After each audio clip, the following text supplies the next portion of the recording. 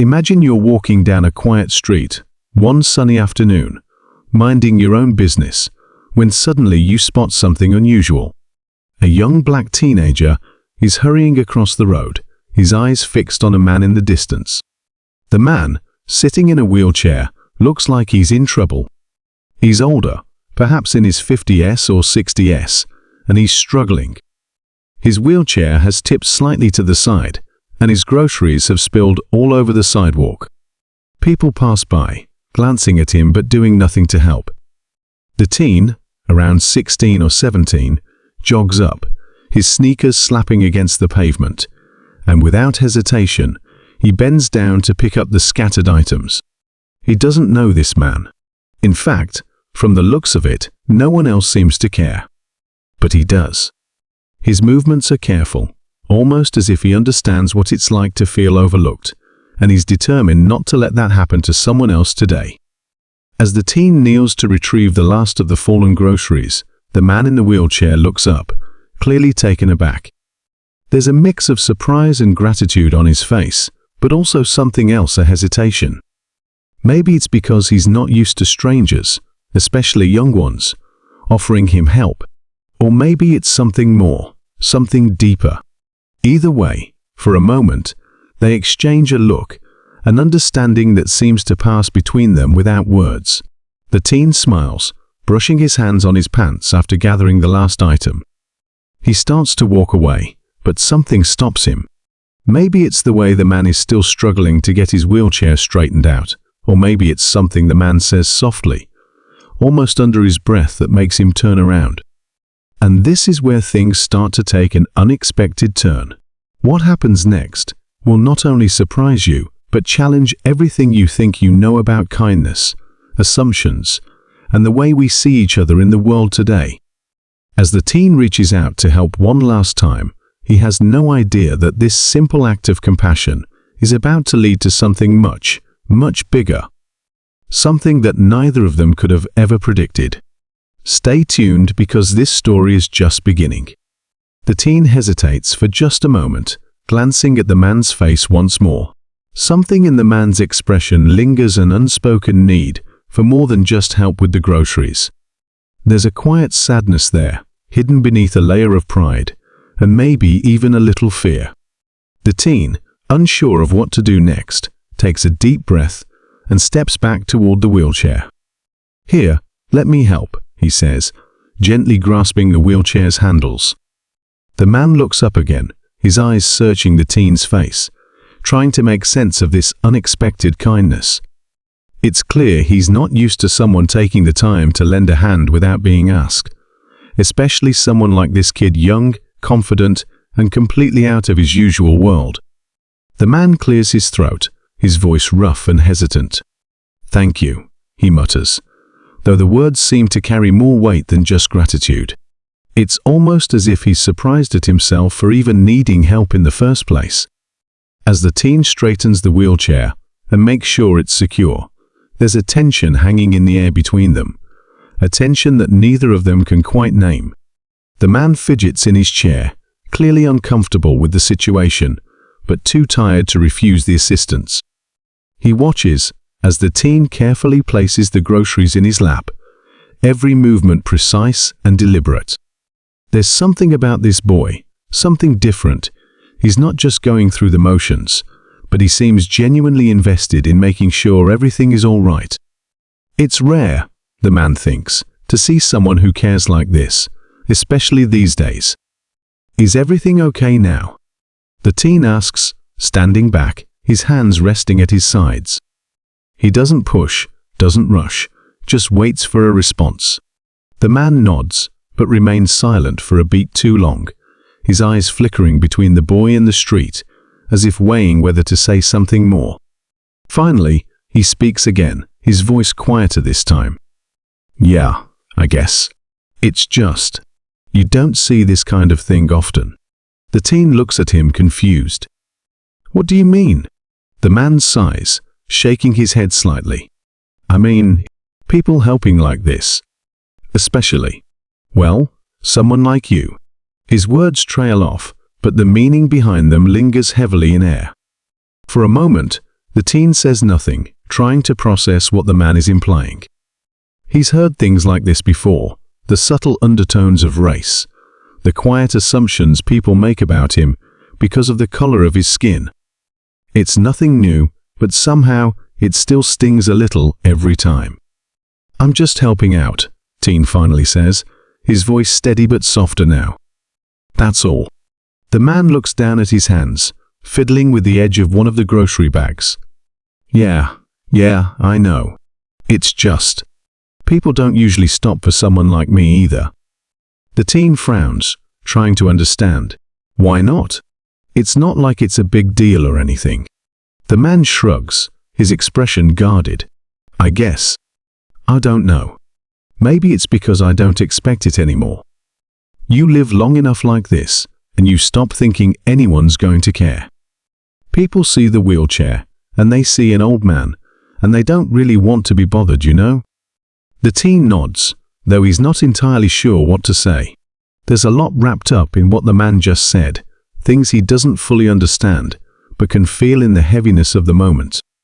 He knows what it's like to be judged by appearances, to have people make up their minds about you before they even know you, but he's never really thought about it from someone else's perspective, someone who lives with a different kind of challenge every day. "I don't know," the teen says, shifting his weight. "Seems like people should do better than that." The man gives a bitter smile, but there's no joy behind it. "Yeah, well, I stopped expecting better a long time ago." They stand there in silence for a moment, the sounds of the city passing by them, cars rushing by, people chatting on the sidewalk, life moving forward around them as if nothing out of the ordinary is happening. But for the two of them, something feels different. There's an unspoken understanding growing between them, one that neither of them is quite ready to acknowledge just yet. The teen glances down at his phone, realizing he's been standing here longer than he'd planned. His friends are probably wondering where he is by now, but something keeps him rooted in place, an invisible thread connecting him to this man and this moment. "So, you gonna be okay from here?" he asks, trying to find a way to leave without seeming rude. But part of him isn't sure if he really wants to go just yet. The man nods slowly. "Yeah, I'll be all right. Thanks again." But just as the teen turns to walk away, he hears the man's voice call out to him again, this time more uncertain. "Hey kid, what's your name?" The teen pauses, looking back over his shoulder. "It's Malik." The man nods, as if committing the name to memory. "Malik, thanks." "Really?" Malik smiles faintly, giving a small nod in return before turning back toward the street. But as he walks away, something about the man's words, his tone, lingers in Malik's mind. There was more to what he said, something unspoken but felt. And for reasons he can't quite explain, Malik finds himself glancing back once more, his eyes searching for the man in the crowd. The wheelchair is still there, the man sitting quietly now, staring off into the distance, as if lost in thought. There's a heaviness in the way he sits, a weight that Malik hadn't noticed before. It's almost like the man is carrying something invisible, something no one else can see. Malik can't shake the feeling that this moment isn't over, that there's more to this story than a simple act of kindness on a street corner. As Malik continues down the sidewalk, heading toward his friends, he can't help but feel a strange sense of unease, as if something is pulling him back to that man in the wheelchair. He tries to brush it off, telling himself that he did what he could, that he helped when no one else would, but the feeling doesn't go away. What had the man meant when he said he didn't expect better anymore? And why did it feel like there was more to his story than what he let on? Malik's mind races with questions, but he pushes them aside, focusing instead on the day ahead. He's got plans with his friends, things to do, a life to live. But even as he laughs and jokes with them, the man's face, his words, keep coming back to him, like a whisper he can't quite shake. That night, as Malik lies in bed, staring up at the ceiling, he finds himself replaying the moment over and over again. The way the man looked at him, the hesitation in his voice, the sadness in his eyes. It all feels too familiar, like something Malik has seen before in other people, in other situations. And for the first time in a long while, Malik wonders if there's more he could do. More he should do. But what?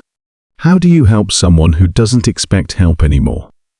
How do you change someone's mind about the world when they've stopped believing in it? Malik doesn't have the answers, but he knows one thing for sure. This isn't the last time he's going to see that man. Something about this encounter feels unfinished, unresolved, and Malik has a feeling that the next time their paths cross, things will get even more complicated. As he drifts off to sleep, Malik can't help but feel a sense of anticipation mixed with unease. He doesn't know why, but he just knows whatever happens next is going to change everything. The next morning dawns bright and clear, but for Malik, the sunlight streaming through his window feels more like an omen than a blessing. He can't shake the weight of the man's words from yesterday. As he moves through his morning routine, his mind drifts back to the wheelchair, the old man's downcast eyes, and the weight of unfulfilled expectations hanging in the air. Malik feels a stirring inside him, a mixture of curiosity and responsibility that he can't quite explain. After school, Malik heads to the local community center, a place where he often volunteers to help younger kids with their homework. As he enters, he's greeted by the familiar chaos of laughter and chatter, but today it feels distant. He forces himself to smile and engage with the kids, helping them with math problems and reading exercises. But his mind keeps wandering back to the encounter with the man in the wheelchair. He can't ignore it anymore. He has to find out more. After finishing his volunteer shift, Malik decides to take a different route home, one that leads him back past the spot where he helped the man yesterday. As he approaches the familiar intersection, he notices a small crowd gathered around the sidewalk. His heart races, a sense of urgency pulling him closer. As he pushes through the crowd, the sight before him makes his stomach drop. There, sprawled out on the ground, is the very same man he helped just a day before. His wheelchair is tipped over, and several concerned bystanders are standing around him, some on their phones calling for help, while others attempt to assess the situation. Malik's heart races as he pushes through the throng of people, and the moment he reaches the front, his breath catches in his throat. The man is unconscious, his body limp as it lies on the pavement, and Malik's instincts kick in. He drops to his knees, his hands instinctively checking for a pulse. The cool breeze brushes against his skin, but he feels nothing but heat from his rising panic. "Someone call 911. He shouts, his voice cutting through the murmurs of the crowd. "We need an ambulance." A woman nearby immediately pulls out her phone, dialing emergency services as Malik continues to check on the man, searching for any sign of life. He notices the man's groceries, still scattered around him, untouched and abandoned.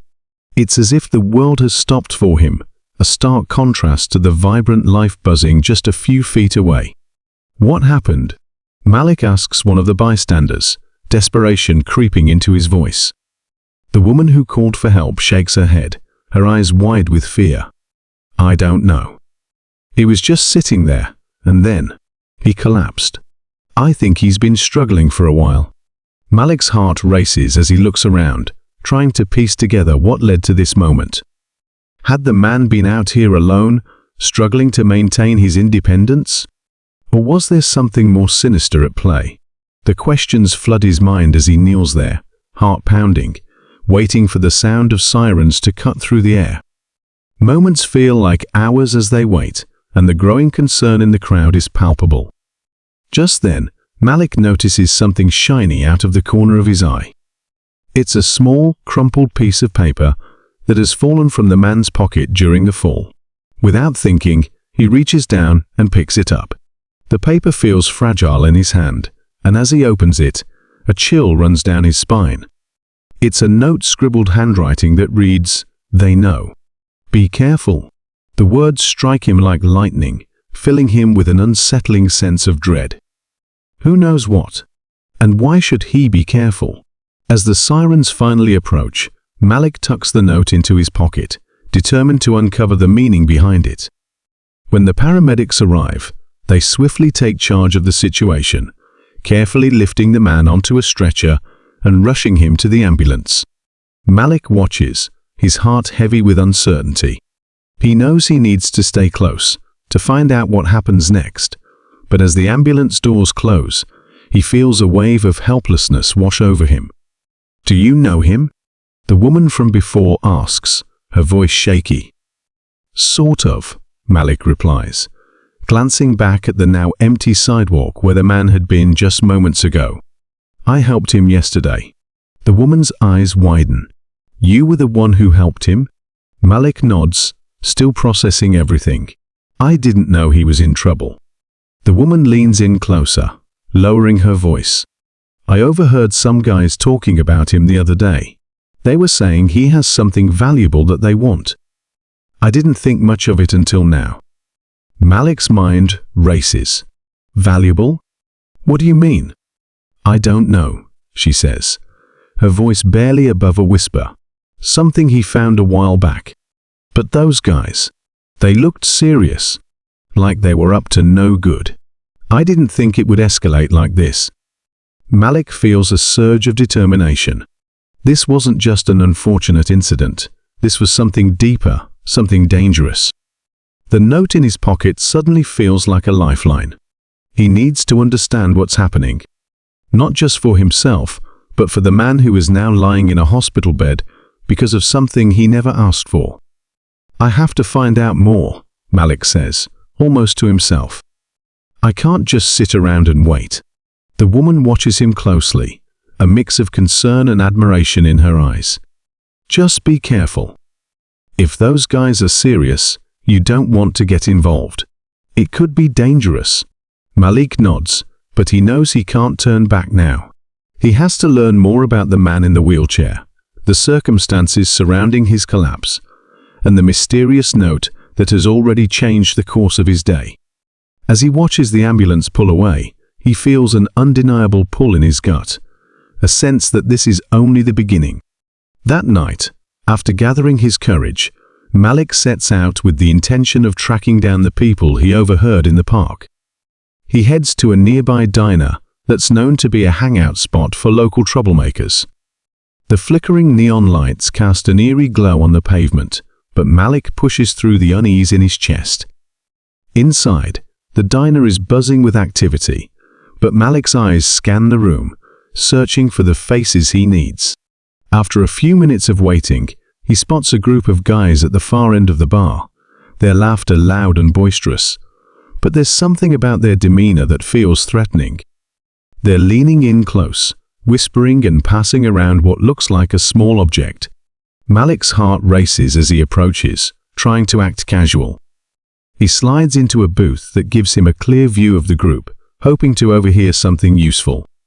The din of the diner provides just enough cover for him to listen without drawing attention to himself. "Did you see that old man today?" one of them says, his voice dripping with disdain. "He's just a burden. Always sitting around with that stupid chair. It's only a matter of time before someone takes what he has." Malik's pulse quickens. What does he have?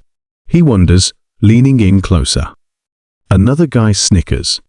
"Yeah, but we can't just take it. We have to wait for the right moment. He thinks he's safe. We'll show him he's not." Malik feels the weight of their words pressing down on him, the gravity of the situation sinking in. This isn't just about an old man in a wheelchair anymore. This is a threat that looms over him, over the man he helped, and perhaps even over Malik himself. As the conversation continues, Malik realizes he needs to get out of here before they notice him. He quickly makes his way to the exit, but just as he steps outside, he bumps into someone, a figure lurking in the shadows. "Watch where you're going." The stranger growls, and Malik's heart skips a beat as he recognizes the face from the diner. It's one of the guys from the group, and he doesn't look pleased to see Malik out here. "Sorry," Malik stammers, trying to keep his cool, but fear courses through him. He knows he has to act fast. "Wait a second," the guy says, narrowing his eyes. "You were listening in on us, weren't you?" Malik's instincts scream at him to run, but he stands his ground. "I wasn't eavesdropping. I just—" "Shut up," the guy snaps, stepping closer. "You need to back off. You have no idea what you're getting into." Malik swallows hard, adrenaline pumping through his veins. "I know you're up to something. You're threatening that man in the wheelchair." The guy's expression changes, a flicker of surprise crossing his face before a sneer replaces it. "And what are you going to do about it, kid?" Malik's heart races, every instinct telling him to run, but he stands firm. "I'm going to make sure he's safe. I'm not going to let you guys hurt him." With that, the guy lunges forward and Malik dodges, narrowly avoiding a confrontation. He bolts down the street, his heart pounding in his chest. He can hear footsteps behind him, but he pushes himself to run faster, fueled by a mix of fear and determination. As he races through the streets, the night air feels charged with tension, each breath heavier than the last. He knows he can't let them win, can't let the man down. He has to protect him, even if it means putting himself in danger. Malik turns a corner, desperately looking for somewhere to hide or lose them in the darkened alleyways of the city. He can't shake the feeling that this is just the beginning, that he's stepped into something much larger than himself. With each step, the stakes rise higher, the urgency deepening as he races against time. The thought of the man in the wheelchair flashes through his mind, the sadness in his eyes, the weight of the note, the sense of unfulfilled potential. Malik knows he has to find a way to unravel this mystery, to understand what's really at stake.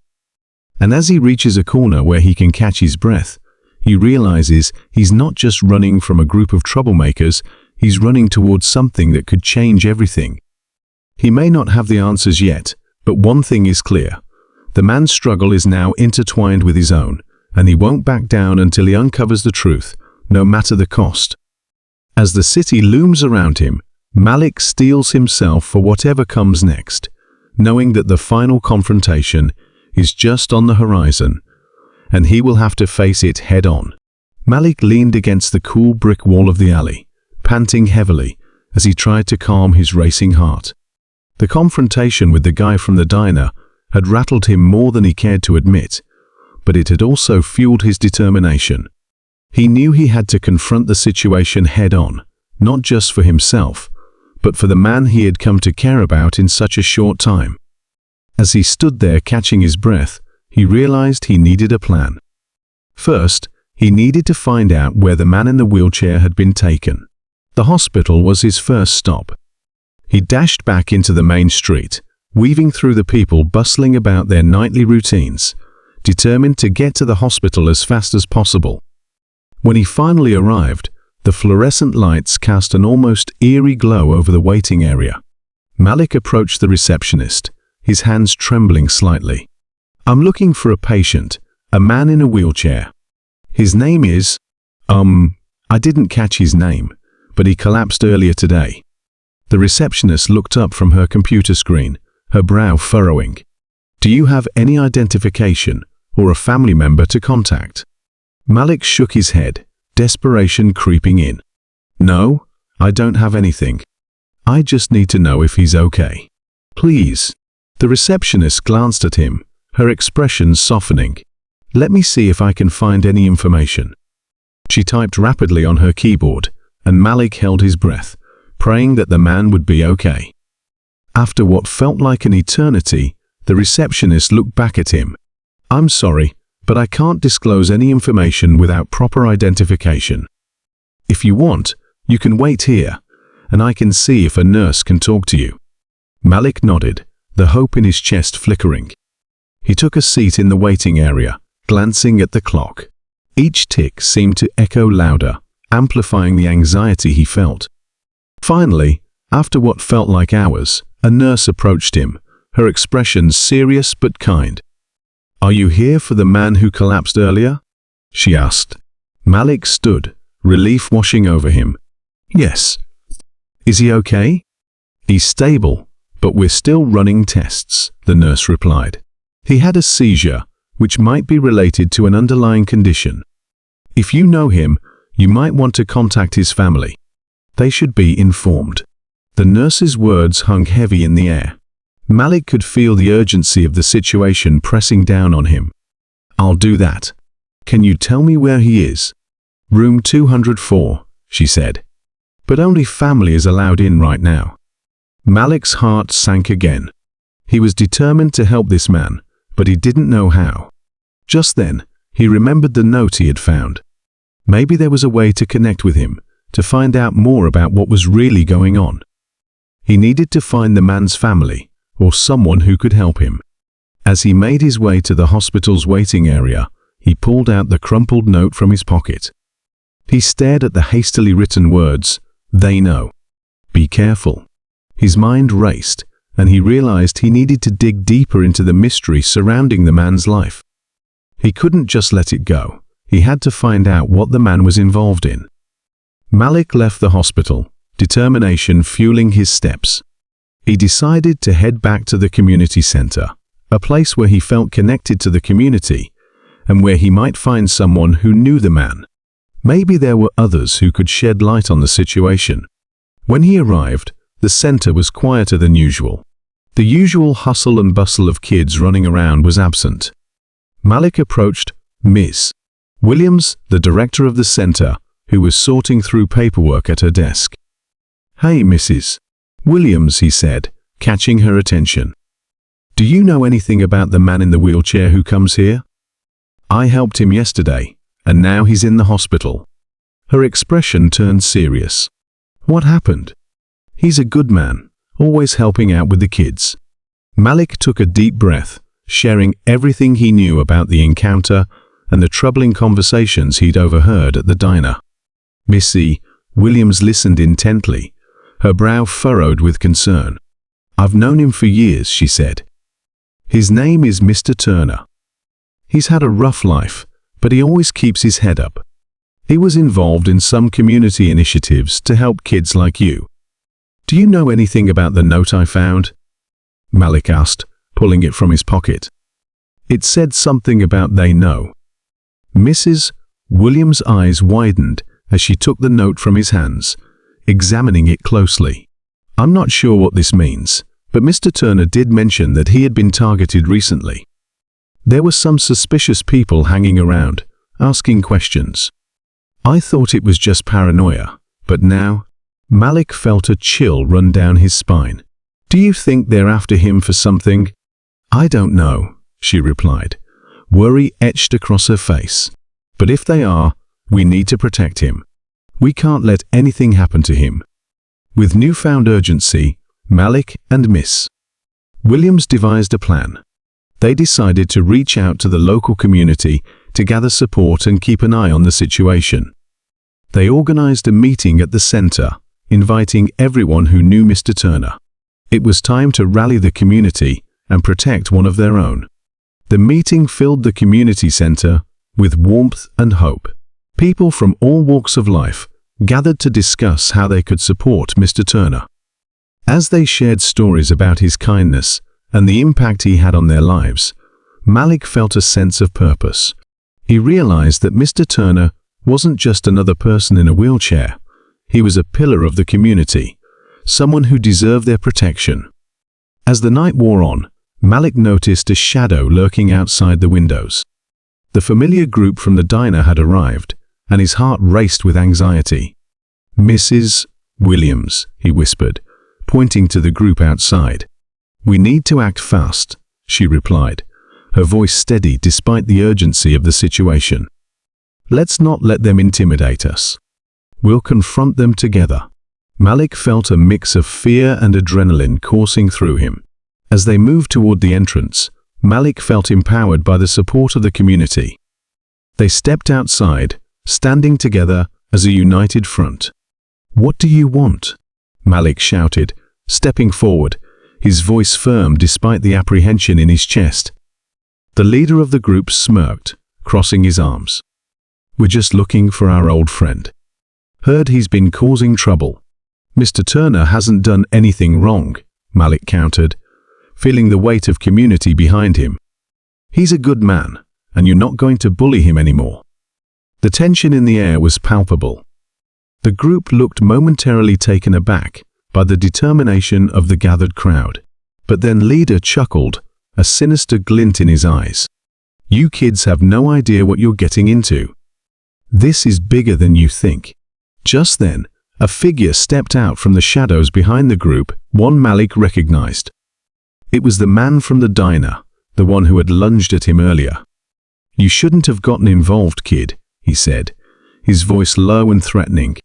Malik's heart raced as the man stepped closer, but he didn't back down. I'm not afraid of you. You're the ones who should be scared. In that moment, a police siren wailed in distance, and atmosphere shifted. The group looked uncertain, their bravado faltering. Let's get out of here, leader said, and they began to back away. Malik felt a surge of victory. The community stood strong, united against threat. But just as they began to celebrate their small win, the leader turned back, a wicked smile spreading across his face. This isn't over. You'll regret crossing us. The group disappeared into the night, leaving Malik and the others shaken but relieved. We did it, Malik said, looking around at the faces of his friends and neighbors. We stood up for him. As they returned to the center, Malik felt a sense of pride in what they had accomplished together. But deep down, he knew that the fight wasn't over. There was still the mystery of the note, and they needed to uncover the truth about what Mr. Turner was involved in. The next day, Malik visited Mr. Turner at the hospital. He had a plan to confront him, to understand what was going on, and how he could help. As he entered the room, the sight of Mr. Turner lying there, bandaged and pale, hit him hard. Hey, Mr. Turner, Malik said softly, approaching the bedside. It's me, Malik. I wanted to check on you. Mr. Turner opened his eyes slowly, a faint smile breaking through the fatigue. Malik, my boy. You came. His voice was weak but filled with warmth. I'm here to help you. I need to know what's going on, Malik said, his heart racing. Why were those guys after you?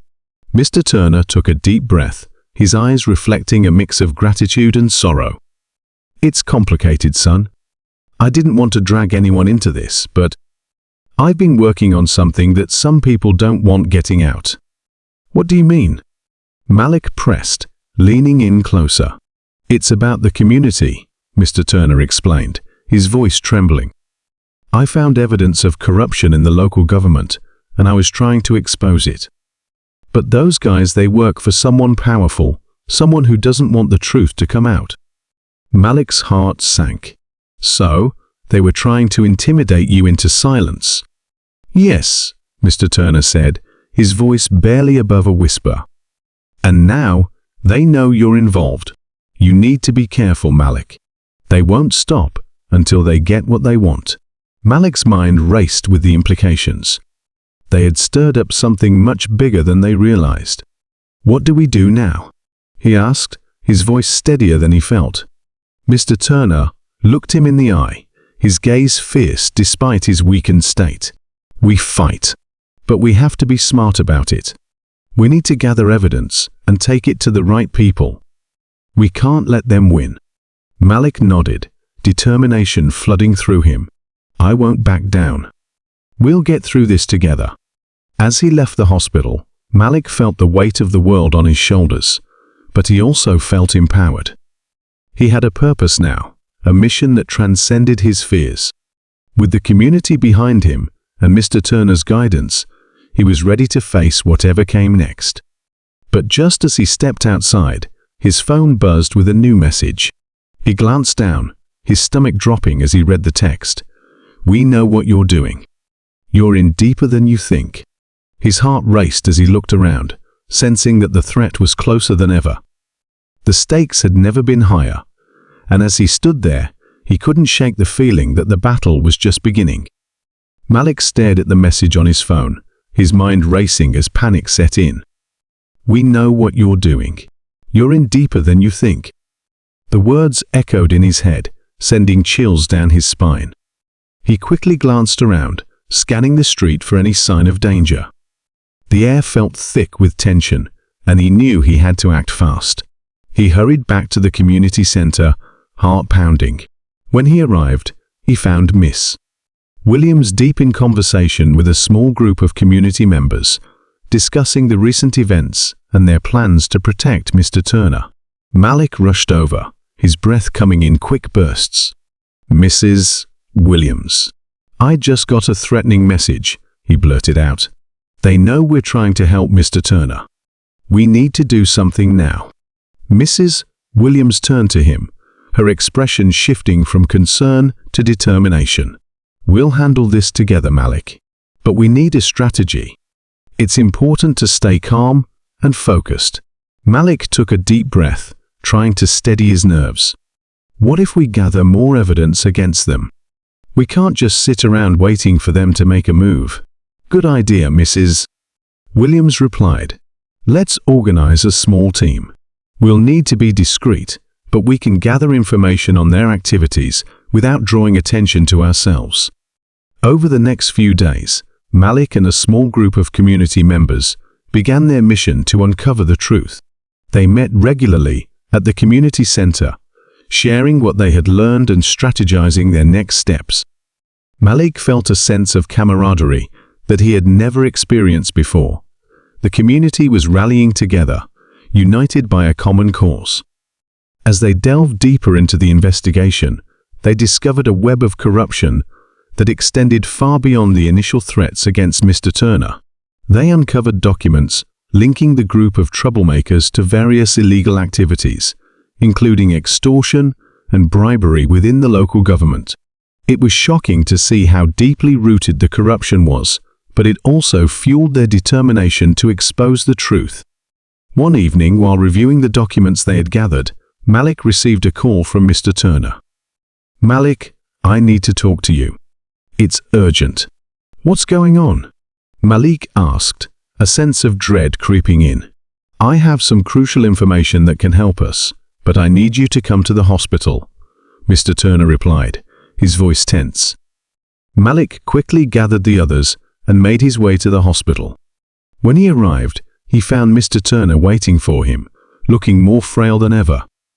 "I've been doing some digging of my own," Mr. Turner said, his voice barely above a whisper. "I found out who's really behind this, someone you wouldn't expect." "Who?" Malik urged, leaning closer. "It's someone in the city council. They've been using their influence to silence anyone who threatens their operations, and they're planning something big," Mr. Turner revealed, his eyes shining with urgency. Malik's heart raced.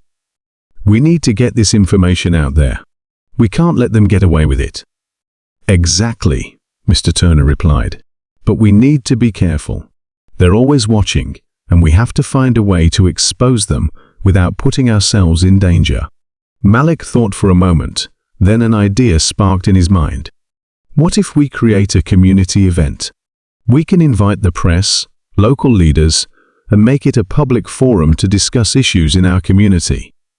We can present the evidence we have and expose their corruption right there." Mr. Turner nodded, a flicker of hope crossing his face. "That could work. We can gather support and ensure that people know what's really happening." With renewed energy, Malik and the group began planning the event. They reached out to local media, community leaders, and anyone who might lend their support. As the day of the event approached, Malik felt a mix of excitement and fear. They were about to confront the very people who had threatened their community, but he knew they were doing it for a greater cause. On the day of the event, the community center was buzzing with energy. People filled the seats, eager to hear what they had to say. Malik stood at the front, alongside Miss Williams and Mr. Turner, ready to present their findings. The atmosphere was charged with anticipation. Malik took a deep breath, scanning the crowd. "Thank you all for being here today. We're here to talk about something important, something that affects us all. For too long, our community has been silenced by those in power, and it's time to stand up and demand change." He paused, feeling the weight of their collective support. We have evidence of corruption within our local government. People have been using their positions to intimidate and silence those who dare to speak out. But we won't be silenced anymore. As he spoke, he could see nods of agreement throughout the room. The energy was palpable. Today, we're not just standing up for Mr. Turner, we're standing up for every person in this community who has been affected by this corruption. Mr. Turner stepped forward, holding a stack of documents. These papers outline what we've uncovered. We need your help to bring this to the attention of the authorities and the public. As Malik and Mr. Turner presented their evidence, the audience erupted in murmurs of disbelief. They shared stories of how the corruption had impacted their lives, and the anger in the room was unmistakable. People began to rally together, calling for accountability and justice. Just then, a commotion at the back of the room caught Malik's attention.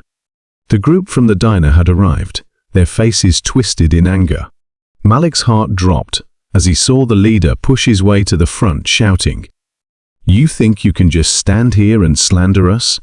You're making a big mistake." Malik felt a surge of fear, but he stood firm, determined not to back down. "You're the ones making a mistake. This community deserves to know the truth." The tension in the room escalated, and Malik could sense the anxiety in the air. But then, Mrs. Williams stepped forward, her voice steady and commanding. "This isn't about intimidation. This is about standing together as a community. We won't let you silence us anymore." The crowd erupted into cheers, emboldened by Ms. Williams' courage. The group from the diner looked outnumbered and outmatched. They exchanged glances, uncertainty creeping into their demeanor. "We're taking this to the authorities," Malik declared, pointing to the documents. "And there's nothing you can do to stop us." The leader's bravado faltered, and he turned to leave, pulling his group with him. As they retreated, Malik felt a rush of triumph wash over him. They had stood their ground and taken a significant step toward justice. The event concluded with a renewed sense of purpose and unity in the room. People began sharing ideas on how to move forward, forming committees to address issues in the community. Malik felt a sense of belonging and hope that he had never experienced before. In the weeks that followed, their efforts gained momentum. The community rallied together, pushing for transparency and accountability in local government. They organized protests, spoke at council meetings, and shared their findings with the press. The story gained traction, drawing attention from outside the community and shining a spotlight on the corruption they had uncovered. As the pressure mounted, local authorities were forced to take action. Investigations were launched, and arrests were made. Malik watched in awe as the people he had once seen as untouchable were brought to justice. It was a powerful reminder of the strength of community and the impact of collective action. Throughout it all, Mr. Turner remained a guiding force. He often visited the community center, sharing his wisdom and encouraging others to keep fighting for their rights. Malik grew close to him, learning about resilience, hope, and the importance of standing up for what's right. One afternoon, as Malik sat with Mr. Turner at the center, he reflected on how far they had come.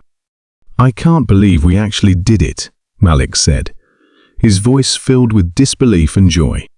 Mr. Turner smiled, his eyes shining with pride. "You did it, Malik. You had the courage to speak out and inspire others. That's what real leadership is about." The conversation shifted to the future. Malik shared his dreams of pursuing a career in social justice, wanting to continue fighting for those who couldn't fight for themselves. Mr. Turner encouraged him, emphasizing the importance of education and advocacy. As time went on, the community transformed. People became more engaged, voicing their opinions and demanding accountability from their leaders. Malik felt proud to be a part of this movement, realizing the power of unity and determination. Eventually, the day came for Mr. Turner to be discharged from the hospital.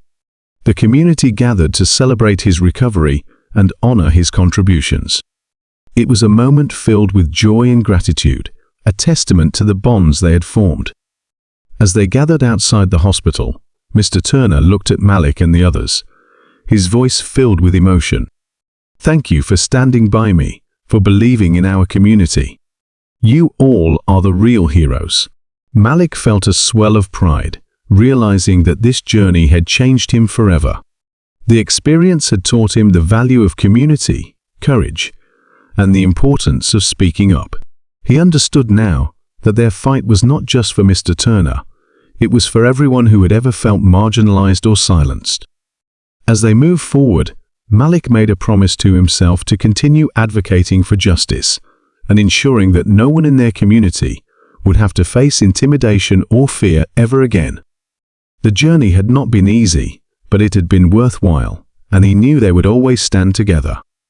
The story of Malik and Mr. Turner became a powerful narrative of hope and resilience, inspiring others to stand up for their rights and work toward positive change. And as the sun set on the community center that evening, Malik knew this was just the beginning of a new chapter 1, filled with purpose, courage, and the unwavering strength of a united community.